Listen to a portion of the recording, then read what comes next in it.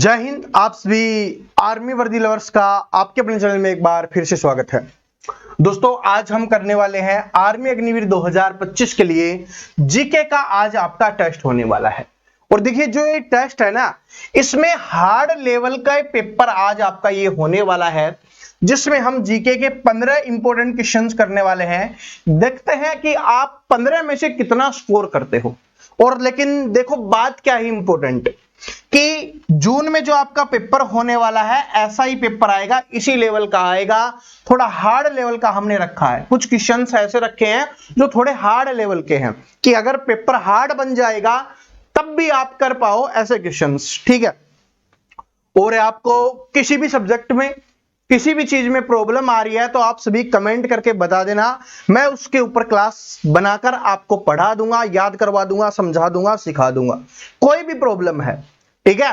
और शाम को 7 बजे है, अब से अपनी डेली क्लास स्टार्ट हो चुकी है, तो आज से है वो डेली देखना शुरू कर देना शाम को 7 बजे। ये सुबह 9 बजे तो आपको टेस्ट मिलता ही है, और शाम को 7 बजे भी डेली आ जाया करो, ठीक है। तो अब चलिए शुरुआत करते हैं। आप कितने सही कर सकते हैं उसको हम देखने वाले हैं। तो चलिए, पहला क्वेश्चन देखिए क्या है आपका। पहला क्वेश्चन है आपका कि सिंधु घाटी सभ्यता का बंदरगाह शहर कौन सा है। सिंधु घाटी सभ्यता आप सभी जानते हो, यहां से आपके एग्जाम्स में क्वेश्चन जरूर पूछा जाता है। तो बताइए, सिंधु घाटी सभ्यता का बंदरगाह शहर, और बंदरगाह कहां पर होगा, मैंने आपको समझाया था, जिधर पानी होगा। और सिंधु घाटी सभ्यता में पानी कहां पर है, लोथल में। तो लोथल क्या हो जाएगा आपका, यहां पर हो जाएगा बंदरगाह शहर हो जाएगा। और लोथल कहां पर स्थित है, ये गुजरात में स्थित है, ये भी आपसे पूछा जा सकता है, ठीक है। लोथल गुजरात में। तो अब याद रख लेना, बंदरगाह शहर पूछेगा तो कौन सा हो जाएगा आपका, लोथल गुजरात हो जाएगा। आगे चलते हैं। आगे है कि आईने अकबरी किसने लिखी। आईने अकबरी किसने लिखी, मोस्ट रिपीटेड क्वेश्चन है आपके आर्मी के एग्जाम्स में, मोस्ट रिपीटेड क्वेश्चन है, बार बार पूछे जाने वाला क्वेश्चन है। तो सभी स्टूडेंट बताएंगे कि आईने अकबरी किसके द्वारा लिखी गई है।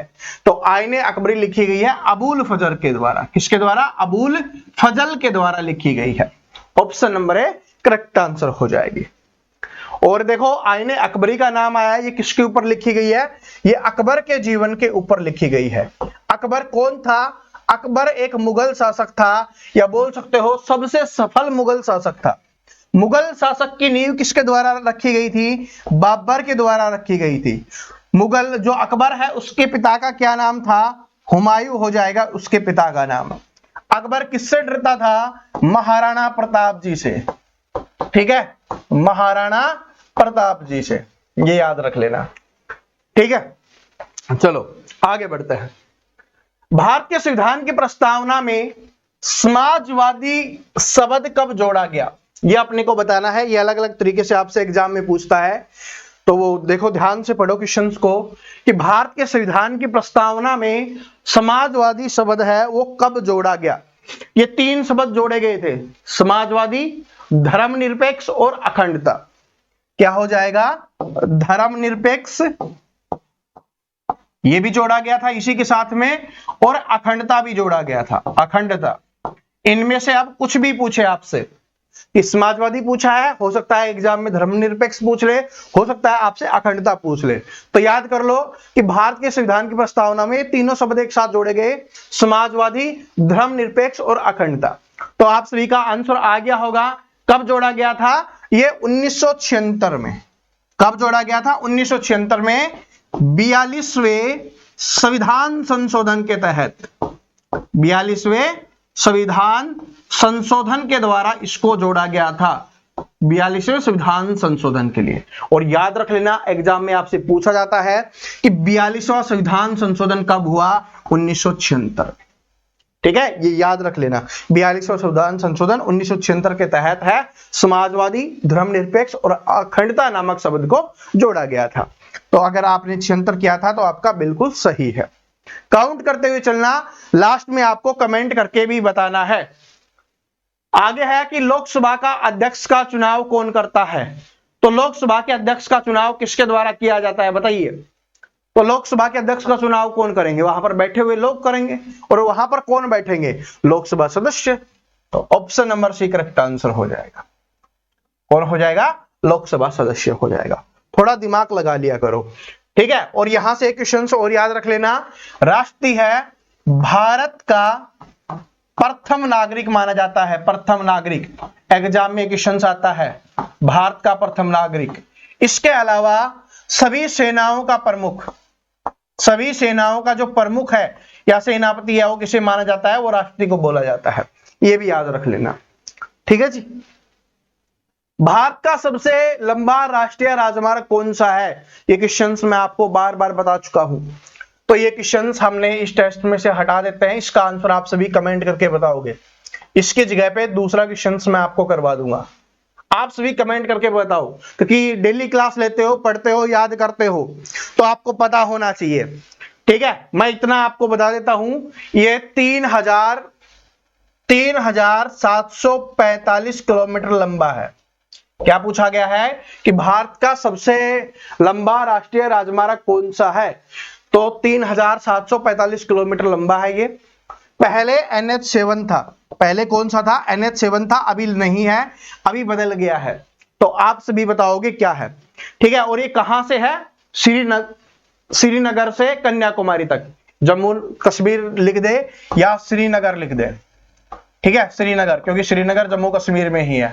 श्रीनगर से कन्याकुमारी तक, कन्याकुमारी तक है, ठीक है। तो सभी स्टूडेंट कमेंट करके बताएंगे, बाकी मैंने सारा आपको बता दिया है। डेली क्लास लेते हो, पता होना चाहिए, नहीं लेते तो डेली क्लास लेना शुरू कर दो। आंसर है कमेंट बॉक्स में देख लेना, मिल जाएगा। सुंदरबन डेल्टा किन दो नदियों के बीच में है? Sundarban delta most repeated questions, बार बार एग्जाम में आने वाला सबसे आसान क्वेश्चन है। अगर नदियों से आपके एग्जाम में कोई सबसे आसान क्वेश्चन पूछा जाएगा ना, तो यही वाला होने वाला है, सुंदरबन डेल्टा। तो कौन सी नदियां बनाती हैं? तो ये हो जाएगा गंगा और ब्रह्मपुत्र नदी। ऑप्शन नंबर 1 करेक्ट आंसर हो जाएगा। कौन सी नदी द्वारा बनाया जाता है? गंगा और ब्रह्मपुत्र नदी के द्वारा बनाया जाता है। आगे देखिए, मानव शरीर की सबसे बड़ी ग्रंथि कौन सी है? बार बार बता चुका हूं मैं आपको, मानव शरीर की सबसे बड़ी ग्रंथि, ठीक है। हाँ, साइंस का क्वेश्चंस, एक दो क्वेश्चंस हमने रखे हैं जीके में भी, ठीक है, ताकि, क्योंकि बोला है ना साइंस का टेस्ट नहीं करवाएंगे, तो जीके में ऐड करके करवाते रहेंगे साथ साथ, साइंस का स्पेशल नहीं करवाएंगे, क्योंकि जो क्वेश्चंस ज्यादा बार रिपीट होते हैं ना, उनको करवाना बहुत जरूरी है। तो इसका क्या हो जाएगा? आपका लीवर हो जाएगा। आगे बढ़िए, ग्रीन हाउस गैसों में सबसे अधिक योगदान किस गैस का होता है? ग्रीन हाउस जो गैस है, जो प्रदूषण फैलाती हैं, उनमें सबसे अधिक किसका होता है? बताइए, ठीक है। और ये तो सभी को पता है भाई, कितनी बार मैं करवा चुका हूं, ठीक है। तो क्या हो जाएगा आपका? यहां पर कार्बन डाइऑक्साइड हो जाएगा। कितने प्रतिशत है? लगभग 76% इसका योगदान होता है कार्बन डाइऑक्साइड का। कार्बन डाइऑक्साइड, जैसे जैसे हम पेड़ काटते हुए जा रहे हैं ना, तो कार्बन डाइऑक्साइड की मात्रा है वो बढ़ती हुई जाएगी। जब कार्बन डाइऑक्साइड की मात्रा बढ़ती हुई जाएगी तो फिर तो दिक्कत होना शुरू हो जाएगी, आपको पता ही है, ठीक है। तो इसलिए पेड़ मत काटो, अभी रुक जाओ, अगले महीने से पेड़ लगाना शुरू कर देना। आप सभी है ना, एक एक पेड़ जरूर लगाना, ठीक है। आप सभी एक एक पेड़ लगाना, मैं कम से कम 10 पेड़ लगाऊंगा। ये हम प्रण करते हैं।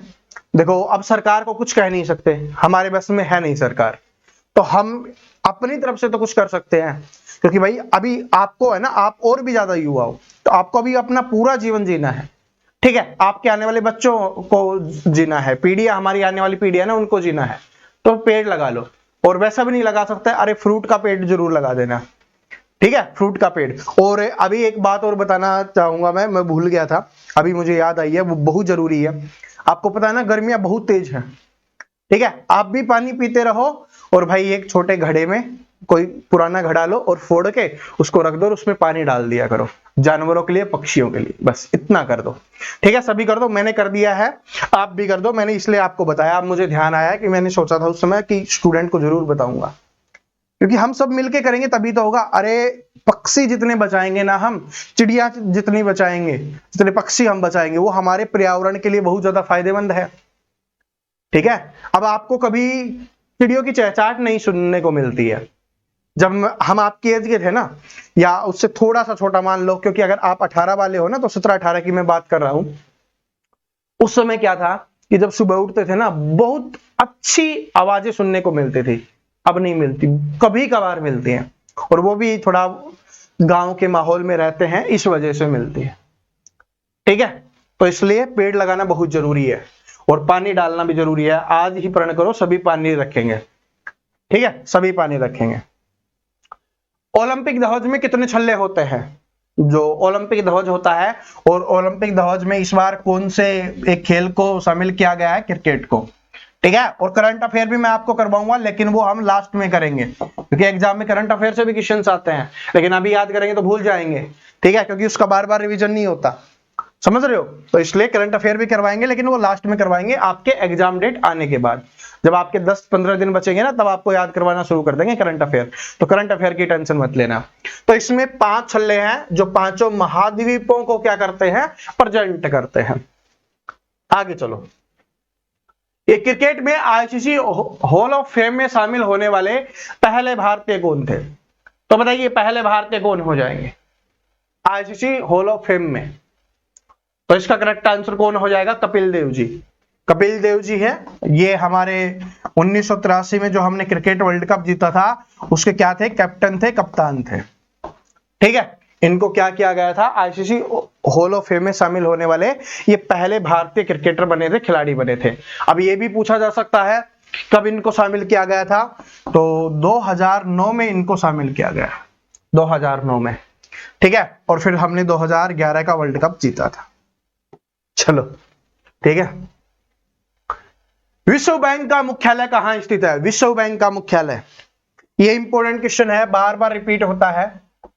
इस तरीके के क्वेश्चंस आपके एग्जाम में आएंगे ही आएंगे। तो विश्व बैंक का बताना है, तो सभी को पता है भाई, सभी को पता है। कहां पर स्थित है? वाशिंगटन डीसी, अमेरिका में। और वाशिंगटन डीसी से मैंने आपको याद भी करवाया था कि ये वहां के प्रधानमंत्री के नाम पर इस जगह का नाम रखा गया था, राजधानी रखी गई थी वाशिंगटन के नाम से। ठीक है, तो कहां पर है? वाशिंगटन डीसी में है। और ये कहां पर है? ये आपका हो जाएगा अमेरिका में। कहां पर है? अमेरिका में। याद रख लेना, इंपॉर्टेंट क्वेश्चन है। विश्व बैंक, वर्ल्ड बैंक का मुख्यालय। आगे चलते हैं कि भारत में मुद्रास्फीति की दर किसके द्वारा मापी जाती है? वैसे देखो, ये आपके एग्जाम से थोड़ा ऊपर का लेवल का क्वेश्चन है, लेकिन मुझे आपको ये याद करवाना था कि हो सकता है आपके एग्जाम में आ जाए। इसको हम टेस्ट में इंक्लूड नहीं कर रहे हैं। ठीक है, टेस्ट से इस क्वेश्चन को हटा देंगे, इसकी जगह पे दूसरा क्वेश्चन करवाऊंगा। ठीक है, 2 हटाए है ना, तो 15 की जगह पे आज हम 17 क्वेश्चन करेंगे। तो भारत में मुद्रास्फीति की दर किसके द्वारा मापी जाती है?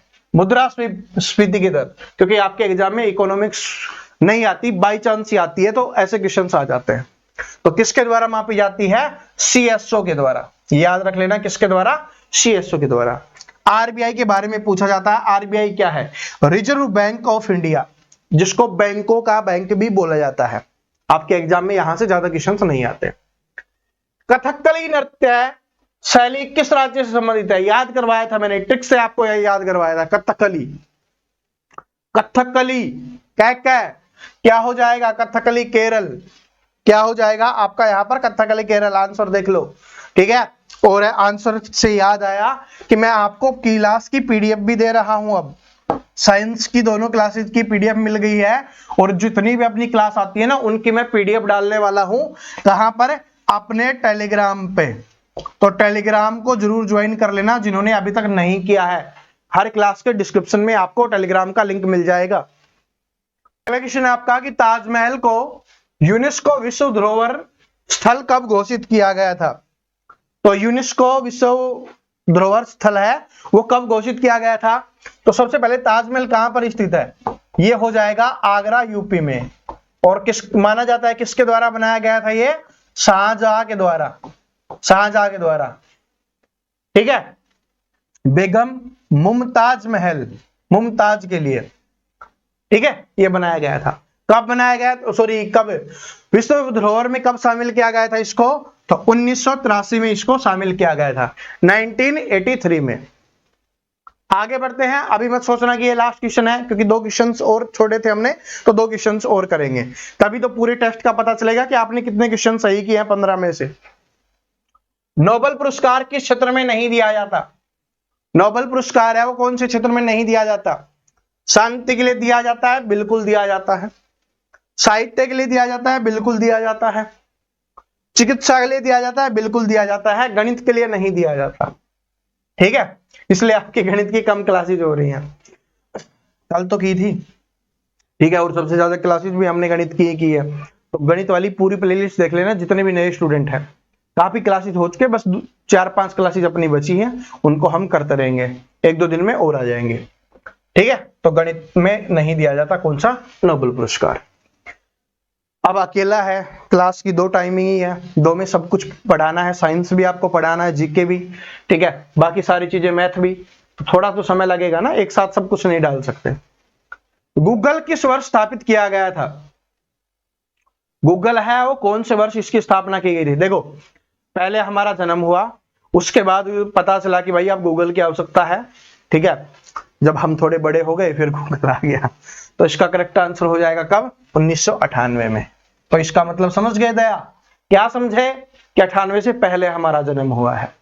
और देखो 11 जून को है ना जन्मदिन आ रहा अपना, 11 जून को, तो आपके एग्जाम से पहले आ जाएगा, शायद एग्जाम बाद में होना चाहिए, लेकिन कुछ सोर्सेज से ये खबर भी आ रही है एग्जाम पहले भी हो सकता है, जून की शुरुआत में भी हो सकता है, ठीक है। तो अपनी तैयारी है ना, अपने को 1 जून से पहले पहले पूरी तरीके से समाप्त कर लेनी है, ठीक है। सब कुछ आना चाहिए अपने को, अपने का 40+ स्कोर, कोई भी टेस्ट दो, कहीं पर भी टेस्ट दो आप, उसमें होना चाहिए, ये मेरी गारंटी है, मैं करवा दूंगा, ठीक है, टेंशन मत लेना। संयुक्त राष्ट्र संघ की स्थापना कब हुई? संयुक्त राष्ट्र संघ की स्थापना कब हुई? देखो क्या हुआ कि भाई अब कुछ दिन बिजी थे, आज बोलोगे सर जी आज क्लास में बहुत बातें भी की हैं, हाँ मैं जानता हूँ थोड़ी बातें भी ज्यादा हो गई आज वाली क्लास में, लेकिन थोड़े दिन 2-3 दिन से बिजी थे, इसलिए थोड़ी क्लास है वो कम आ पाई, ठीक है।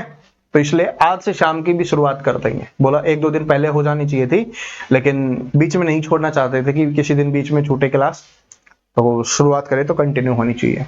तो बीच में 2 दिन प्रोग्राम थे, ठीक है, दोस्तों के, तो इस वजह से नहीं कर पाए शाम वाले, लेकिन देखो सुबह वाली जरूर की है।